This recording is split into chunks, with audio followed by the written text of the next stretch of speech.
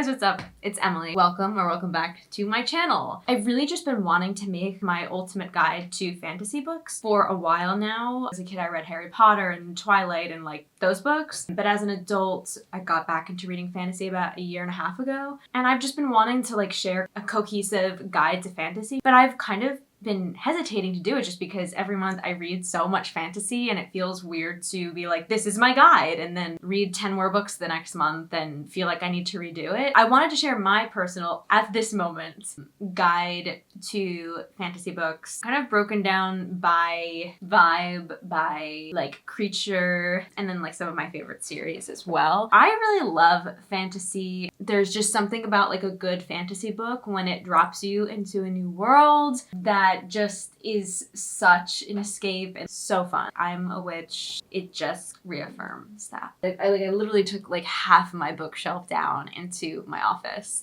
I probably just should have done this video by my bookcase, but here we are in the office with half my bookcase on the couch. So first, I kind of want to get into some witchy books because as I mentioned, I am a witch. So the first book I want to talk about is A Very Secret Society of Irregular Witches. So this is kind of like a very snug, witchy, autumnal version of The House of the Cerulean Sea, which is also a fantasy book. It's about this young witch. In this world, witches are supposed to like hide the fact that they're witches. And she's an orphan, I believe, herself, or she's an adult now, but she lost her parents at a very young age and she was like raised to promise to never use magic. She has this like Instagram account where she like fakes pretending to be a witch and like does videos and stuff, but she actually is a witch, but she expects that nobody will really suspect that because that would be crazy. But then somebody like finds it and she's called to this house with these 3 young witches to like try to teach them how to control their magic. To me, it's like symbolic of what we teach specifically small girls about their powers and all of that, which is often like a theme of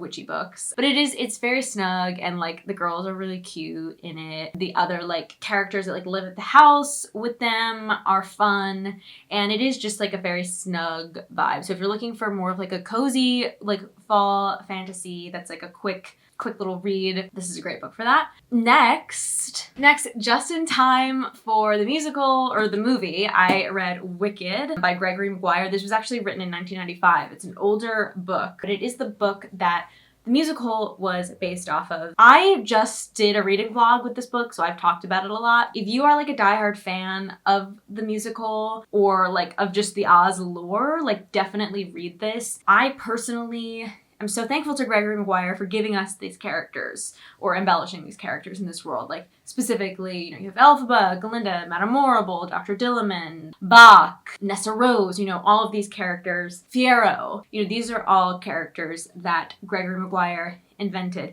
The ways that they interact with each other and their dynamics are very different, and like the way that it kind of like interweaves the story and the stakes and the message, I would say, is very different and like much more succinct and like crisp in the musical. If you're not like a super fan of Oz, which I truly don't get that, but like if you're not a super fan of Oz, don't read this, but if you're into the lore, I would definitely check it out. It's really interesting, and he has other books like Confessions of an Ugly Stepsister, which I've also read, which is kind of, this is like the untold story of the Wicked Witch of the West specifically. The musicals focus more on the Witches of Oz, so Glinda and Elphaba. This is a little more focused on, it's actually a lot more focused on Elphaba. He kind of has these villain origin story books. So there's one called Mirror Mirror, which I haven't read, about the evil queen, I'm assuming. And then Confessions of an Ugly Stepsister, about the stepsister in Cinderella. I have to go through these a lot quicker than I'm currently going through them. Next is a newer book that I listened to via Book of the Month audiobooks. It's called Sorceress Comes to Call. Basically, it's just like this girl who has a witch for a mom. Her mother's very obsessed with marrying into wealth, and she can like control people with her mind, and she's like a very scary woman. So it's kind of like this girl Cordelia, like her journey meeting her mother's new rich man's like family and like trying to save herself basically from her witchy mother. It's like Mommy Dearest but for witches. And then this is actually a series that I recently read called A Discovery of Witches. This is a little bit more, if you are new to fantasy, this is a little bit more like heavy world building, I would say. It's not totally undoable. It's a little more like dense, like the pages are a little bit more dense. We're at like 575 pages. This is basically just about this young witch who, again, another theme of witchy books is that the witches don't like want to accept that they're witches and their parents are dead. So her parents are dead, they were killed, and she wants to ignore the fact that she's a witch. She's like some sort of like researcher or something, and she goes into the library and happens upon this book which her magic kind of like calls to, I guess, and she gets it off the shelf and she realizes it's this book that everybody, all of the demons and the vampires of the world like flock to, and like they really want access to this book. She meets this vampire whose name is Matthew. There's demons and stuff, so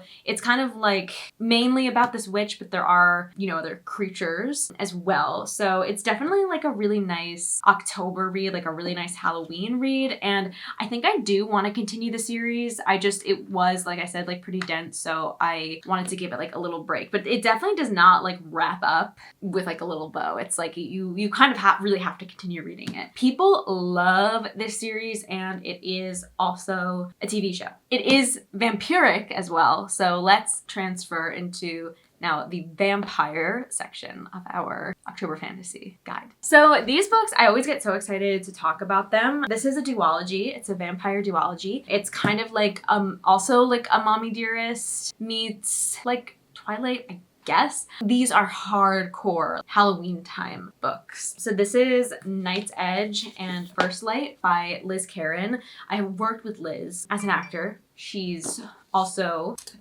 she's also a playwright. So honestly, like, I don't know, I feel like when your friends write books, you kind of read them with the expectation that who knows if I'll like this, but like I have to read it because I like know this person and I want to like know their work. When I say like one paragraph into this first book, I totally forgot that I was reading Liz's book. Like I was so drawn in to this character and this story. It's basically about this girl, Mia, whose mother is, they don't call them vampires in this book because it has like more of like a science fiction spin on it. Imagine if like COVID was actually like whoever got COVID became immortal and had to like feed off of human blood. They're called like Sarah something, but they call them Sarahs for short. There's like these quarantine centers for them that like they have to live in, but there's other Sarahs that like live freely among people and like live hiding. They can't go into the sunlight, etc. So this mother basically like feeds off of her daughter every day, and Mia, her daughter, has like really not had much of a life since her mother became a Sarah. Yeah, it's just kind of about that, and like this man her mom was involved with, and I think it's also like alternating time periods, which which I also always love. It's a very quick read. It's like 270 pages. If you're looking for like a quick but like good, juicy, new kind of like vampire read, I would definitely read this. I also loved the sequel, First Light, like so much. There's like a newer character in it. I think there's also alternating timelines if I'm not mistaken. And I love the kind of like homage to New York City it pays. Please check these out if you have not. I've talked about them on my channel before. They are amazing. I am obsessed. Or no, I would love to play, I think her name is Cora from the second book. Anyway, I'm gonna stop pitching myself. That's the thing, like as an actor, I would give anything to be in any of like the movie or like series adaptations of like any of these books. I guess I was just kind of in like a fantasy-esque thing, but like I want to be the magical one. Like I just want to be a witch. Or vampire. Next, obviously, Twilight. I have not revisited this series since I read it when I was like 13, but I do think it's like a staple in the canon, and having just visited Seattle for the first time in the Pacific Northwest, maybe I will do a reread of it, if not this fall, maybe next fall. I do think like if you're maybe a little younger than me and maybe you like missed Twilight when it was first out, I do think it's incredible, and I definitely recommend it. The books are a little bit longer, but like they move really fast, and I'm assuming they're YA because I read them when I was younger,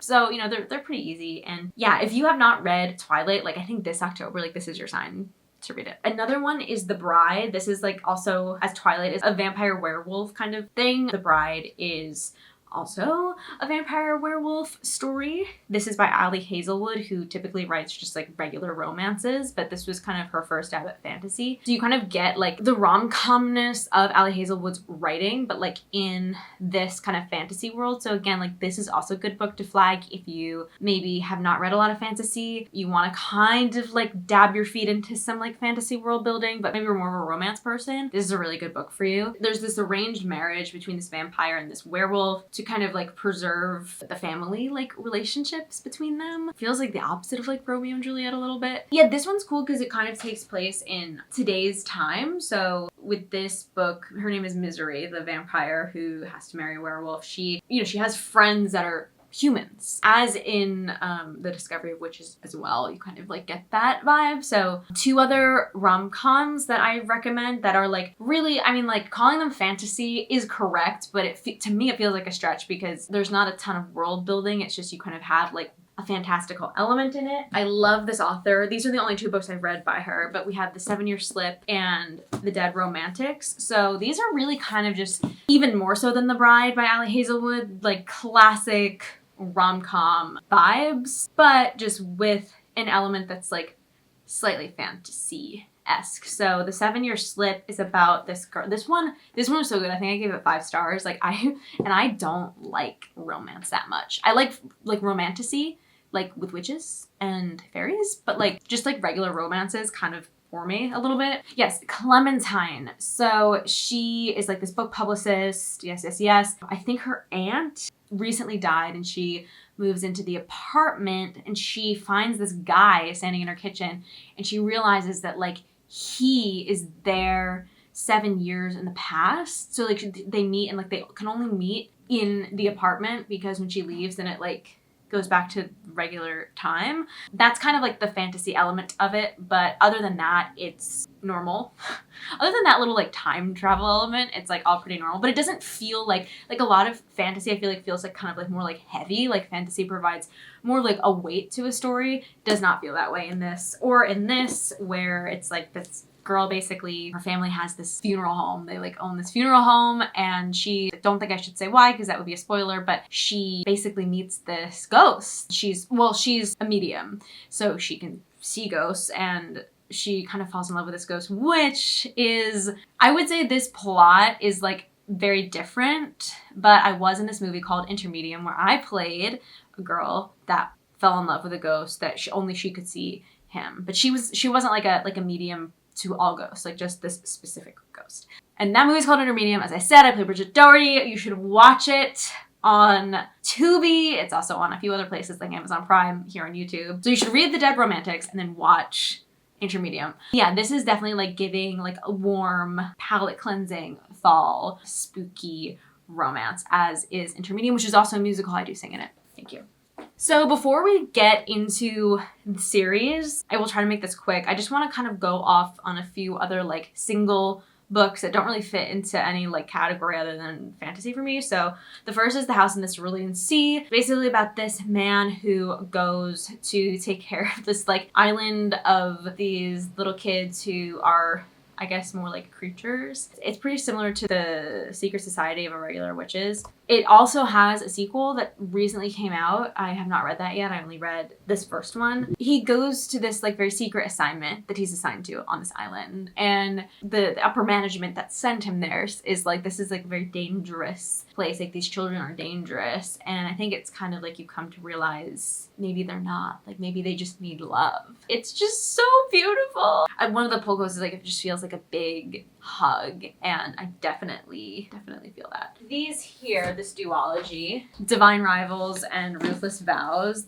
Divine Rivals is the first one, Ruthless Vows is the second. I like the first one more. By the second one, I didn't care as much about the characters, but this duology is like very loved by a lot of people. It was pretty big last year. This is also good, like if you're just trying to get into fantasy, the world building is also like not that extreme, but it definitely does introduce you to some elements of developing like a new world. It's about this girl who's, what's her name? Iris. So her brother was just enlisted in this war. I don't know if he was enlisted or if he volunteered, I don't remember. But she has this job at like the local journal. She wants to like get this kind of like upgraded position. I forget exactly what it is, but to like basically like write the staff, and then also like she wants to like go out in the front lines and like write about the war and like find her brother. She has this like rival at work who's this boy who's about her age, and he comes from wealth, and like he also wants this position. She's clearly the right person for the role, but he has like a nepotism thing going on. Simultaneously, while all this is happening, she's writing these letters to this person through her like magical like armoire or something. There is like a fantasy element of these like godlike creatures that are actually controlling like both sides of the war. It's about propaganda, so all this stuff. I did enjoy it. As I said, I like the first one better. It is an adult, so I feel like if you are an older adult or any age adult but you haven't gotten to fantasy yet, I think sometimes starting with YA fantasy is like a good idea, because the world building is like introduced in a way that you can start to really wrap your head around like the structure of fantasy, I would say. I don't know, do I still have that book? Oh, I gave it to my mom. I gave a lot of my books away. The next book is The Invisible Life of Addie LaRue. This one, my friend Taylor is actually borrowing. I mean, this is a huge book by V.E. Schwab. It has a lot of similarities to the movie The Age of Adeline with Blake Lively and I think Harrison Ford. But it's about this woman who's, I was gonna say young woman, but she's like hundreds and hundreds of years old. And in, I would say like the late 1600s France, she makes a deal with basically the devil, being like, I want to live forever. In exchange for being immortal, no one remembers her. She has a conversation with anybody, walks away, comes back, they don't remember her. Yes, it's lonely and sad, but it's also like the logistics of that are hard, because you can't like own a house, you can't have a job. It makes life very complicated. She's running and running and running her whole life. You know, we're in France, we're in all these different time periods, and we're in Italy, I think we're in New York, maybe LA too, I don't know. We're all over the place. And finally she meets someone that remembers her when she sees him again. And it's like, what's that about? It's a very, very sweet love story, I think. And I would love to play Addie, and I would love for Jean-Luc to play Henry. That would be amazing. Next, I have The Unmaking of June Farrow. This is a really hard book to describe without giving a spoiler, because like the whole concept of it is kind of rooted in this thing, but you don't find it out until I would say like 30% through the book. It's about generations of women and like this curse that's put on them. And I really like, I don't know how to, like, that's a horrible pitch for a book, but it is very sweet. I just wanted more of these characters when the book was over. It's like more of a emotional, spooky season book, I would say. Not like super, super emotional, but it definitely has, to me, like I cried. I cried everything. Like I cried like a car commercial, so it's like whatever. Next, very snug book also, Legends and Lattes. This is about this woman who's this like orc, and she's like retiring from her life as a like dragon slayer or something, and she finds this town and she decides to open a coffee shop because nobody in the town's ever had coffee. She like builds the shop, and it's like the stakes are pretty low the whole book, and it's just so snug. I mean, this book is like not even 300 pages long. I read it during like a 24-hour reading challenge. It was very quick. I think it also has a sequel, which I have not read, but I would love to. Okay, I have so many more books here, but a lot of them are series, so it's okay. Right? So I do have to start with this series, because this is the series that got me back into fantasy, and I know it's like the most viral thing ever, but it is for a reason. Obviously I'm talking about these ladies right here. My third one is being lent out to a friend right now currently, but yes, this is the Court of Thorns and Roses series. I just think this is a wonderful series to start if you are looking to get into fantasy. What I love about this book, specifically the first one, and then once you're in it, like you're in it. Specifically the first one, as someone that like didn't read fantasy until I started reading these, it really drops you right into the world without you being confused about what's happening. And I think that's actually really hard to do with a fantasy book. It's very fast moving. You love the characters right away. You know who they are. This first book is kind of like a retelling of Beauty and the Beast. So it's about this girl who, she's the youngest of 3 daughters. She's human. She basically has to go out and like hunt for their food every night. Like they're very poor. She kills this wolf in the woods, and this beast, I guess, this beast comes, and his name is Tamlin, and he takes her into this land. There's like non-magical lands and magical lands, so he takes her into this spring court, I think, and kind of like holds her captive as punishment. Even like saying this is like what the A Court of Thorns and Roses series is about, is like crazy to me because it's so much more. I mean, the characters that are introduced as it goes on. I love the world so much. I think about these characters so much. Nesta, the oldest sister of Feyre, is my favorite character, and the last book, the 5th book, A Court of Silver Flames, is kind of like a spin-off from her perspective, and it's my favorite book of all time. If you know me, you know I'm a Nesta girly. I'm not going to go on about this because I'm going to share the other Sarah J Maas series coming up next. I would start with these. I'm going to go in the order of which I think you should read Sarah J Maas. A Court of Thorns and Roses, just do it. This is your sign. If you haven't read it yet, like, what are you waiting for? What are you waiting for? What are you waiting for? Oh my god, this is a big series. This next one is actually Sarah J Maas's first series that she wrote. She started when she was like 16 or something. It is the Throne of Glass series. Long. Lots of books, lots of words. Throne of Glass. This one is kind of a retelling of Cinderella, this first book. I think there are 8 books total in the series, and it kind of reminds me of Harry Potter from the standpoint of like the first 3 books in the series are a little shorter, and then you start really getting into this like the wars and like all, you know, all that stuff, and the good versus the evil, and people in power versus everyone else. So what is this about? This is about Selena Sardothian, who was a prisoner, and now she has been taken to the king's castle basically to fight to be, I guess, his assassin? Or the king's champion. The king's champion. She has to like win her freedom, essentially. She has to like do all these challenges against all of these other competitors that are all fighting to be the king's champion. There is magic, there are witches, there are fairies. A Court of Thorns and Roses is a fairy-based world as well. Sarah J Maas just writes the most bad female characters I've ever read. This one is less of a love. There is romance, like Selena has romances with people, but it's more about the connection to the lands and the war and like all this stuff. It is such a like intricate world, but it is so easy to understand and to like get through. Like it's really not that complicated at the same time. There's also a lot of confusion as to the, not confusion, but opinions people have about the order to read them. I like to read things in the order that they're published. This is the prequel, which I believe was written, it came out the same year that the 3rd book came out. I believe prequels are not book 1 for a reason. I believe personally that like if a book is a prequel, it should be read in the order that it was published, because it's like unfolding information to you in a very purposefully like mapped out way. I think, don't quote me on this, Sarah J Maas says that she recommends reading it after Crown of Midnight, after the 2nd book. I read it after the 3rd book, and like I found that really worked for me because there are a lot of characters you meet, I think in the 3rd book in Heir of Fire, that like reappear here, and it was a nice transition into Queen of Shadows. Also, the Empire of Storms and Tower of Dawn, these 2 books, they take place over the same period of time in different places with different characters. And I did what's called a tandem read with it. So I basically read them at the same time, and there's like this reading guide, and you just go back and forth and get the whole journey as it unfolds. Large stack, even like Kingdom of Ash, this is almost 1,000 pages, and I read it in 3 days. These books are so good. Every time I go on a run, I imagine being Selena Sardothian, and I just kick ass. Like, I don't know how else to say it. She's definitely an Aries, and I love her. I have such a special place in my heart for the series. It is so beautiful. And then we have our last Sarah J Maas series, which is the most recent one that she's written. Very different. So we have Crescent City here. This is an urban fantasy, so it takes place, people have cell phones and stuff. These are thick books, okay? There are 3. The 3rd one came out this year.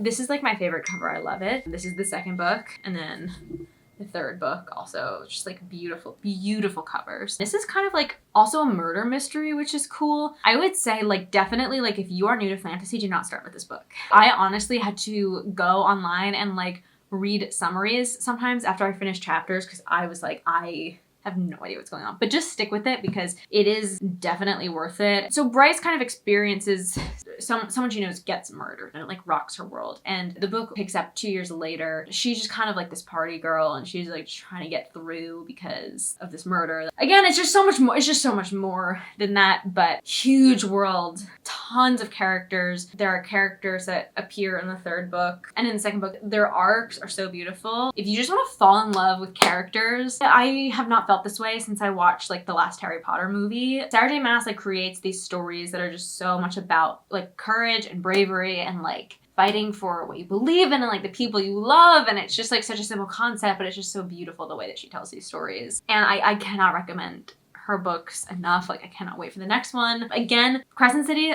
specifically would not start your fantasy journey with this one, but please work up to it because it's great. I can't say what happens in the third one, but it's amazing. And if you know, you know. Next, I want to talk about the Stephanie Garber series. So there's the Caraval series and the Once Upon a Broken Heart series. I read Caraval, the first book, and I read the entire Once Upon a Broken Heart series. So let me get that one out first. So these are 2 trilogies. These are also, I think, really great places to start diving into fantasy if you are new. Once Upon a Broken Heart is about this girl, Evangeline, who is in love with this man, and he's gonna marry somebody else. So she goes to this fate, which is like a god, I guess, ish, called the Prince of Hearts, and she's like, can you stop the wedding? And like, kind of like deal with the devil type thing. Again, it's like you start these like descriptions of these series, and they just grow into so much more. But that's kind of like where it all starts. So fast paced, so fast moving. I read both of these books probably like in 2 days, but if I didn't work, I would have probably read the whole series in a day, honestly. This trilogy exists in the same world as the Caraval series, and it was written second. I read the first Caraval book, and I didn't really connect to the characters that much, and so I didn't continue, and I just decided to go into the Once Upon a Broken Heart series. Both trilogies can also stand on their own, but there are characters that overlap in both of them. But now that I've read this trilogy, and I've really grown to love the character that's in the Caraval series, I might go finish the Caraval series. Caraval is basically about this big game, I guess. These 2 sisters get invited to, and Scarlet, so it's Scarlet and her sister Donatella, who she calls Tella. Scarlet has an arranged marriage, but she gets invited to Caraval, which is a once-a-year performance where the audience participates in the show. And she's so like, everything that happens there is like a very like elaborate performance. So it's like, it's very like, it's like when you go to like immersive theater, where you are around like all these performers that are making you feel like you're having like a really real, sometimes like very scary like experience. She realizes that this season's Caraval revolves around her sister Tella. Tella is like missing, and whoever finds her first is the winner. So she's like, well, this is not cool. Like I don't like this very much. You know, she's like, I've got to find her before she disappears forever. Or like, is it really like fake? Is it real? Is it not? Kind of a thing. Next, I have currently Duology, but I believe Rebecca Yarros intends on writing many of these. I love the soft cover of this, by the way. I kind of wish I had that. Hardcovers are just so serious. Like whenever I see somebody on the subway with a hardcover book, I'm like, can you calm down? Including myself. There's Fourth Wing and Iron Flame. These books are huge. Like people love them. They're about like dragon riders, basically. This like dragon. Ooh, it's a bounce. I forgot about that. I just kind of need one right now. Oh my god, yes. I'm just gonna hold it down here. Anyway, yeah. So it's about Violet, I think. It's this school where it's kind of like a military school. So you either go to become a scribe, where you're like studying history and stuff to like help people on the battlefield in that way, or you're, I think, like learning how to become a healer, like more of like a nurse kind of thing. Or you are learning how to become a dragon rider, which is like a soldier. So Violet's mom is like this like huge dragon rider. Like she's like the general of the army. But Violet is this like little scribe girl. Her mom is like, you have to go like do this, like you have to go be a dragon rider. And it's like very dangerous. Like people die like on the first day of class for dragon riding. So yeah, it's a bit of like an underdog tale, I would say. What I love about a lot of fantasy books is like they do get very political in terms of like, again, like people in power and propaganda, young people standing up for what they believe in. That's definitely where this book takes you. And if you love dragons, I was never like, oh, like I fantasize about like riding a dragon. Like I always fantasize about like dressing all in black and like putting a spell on people. But if like you're a dragon rider, Fourth Wing, go for it. I would also say, if you haven't read a lot of fantasy, why not start with this? This is once you've read maybe a series or 2 or, you know, 5. So here I come.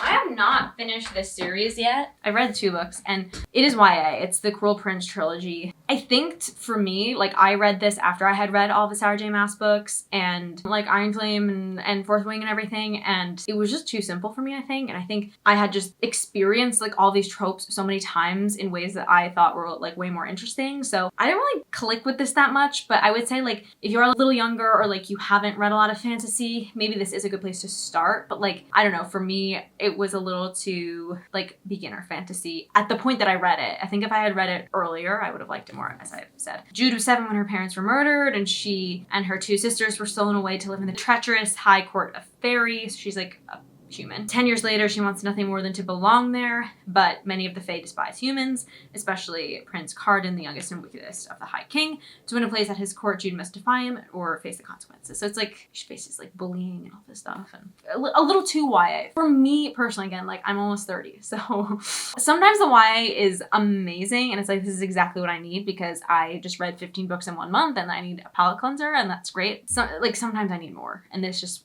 for me was a little too simple. And then of course, which I don't have anymore because I used to use these books to kill all of the sprickets in my basement, which is so heinous. I wish I had kept the original Harry Potter books that I had. It would probably be worth so much money today. Probably not that much, but Harry Potter. If you have not read Harry Potter, again, this is like similar to Twilight. It's like I feel like there's some booktubers today that like are reading Harry Potter for the first time, like in their 20s. Harry Potter was coming out, like the first movie came out when I was 5, and it was such a huge part of my childhood. So it's weird to me now that like some people like just did not grow up like with that experience. So if you're one of those people, maybe you're a little younger, maybe you're in your teens or your early 20s or your mid 20s. I feel like if you're in your mid 20s, maybe Harry Potter was a part of your life.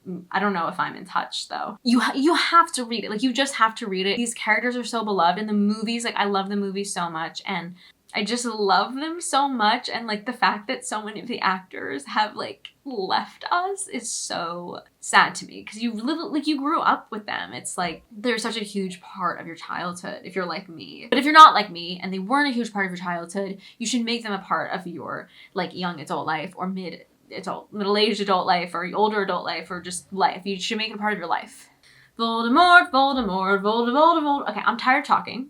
It's been a long time here, sitting here with you. Love every second of it, but I think you're probably about ready to clock off as well. So those are all of the fantasy books that I've basically read up to date. The thing that I love about fantasy, like really good fantasy books and fantasy series, is you get romance, you get politics, you get worlds. It really like gets to the heart of like the human experience in a way that I think books that don't have magic in them like can't do. Comment below if you have any other fantasy recommendations that I did not include. Thank you guys so much for watching. I hope you enjoyed. I'm trying a new uploading schedule. I'm gonna do, I think, Wednesdays and Sundays because that's like when you guys are more on, I'm seeing. So I will have a fun fall reading vlog for you up on Sunday. So I hope you enjoy, and I'll see you then.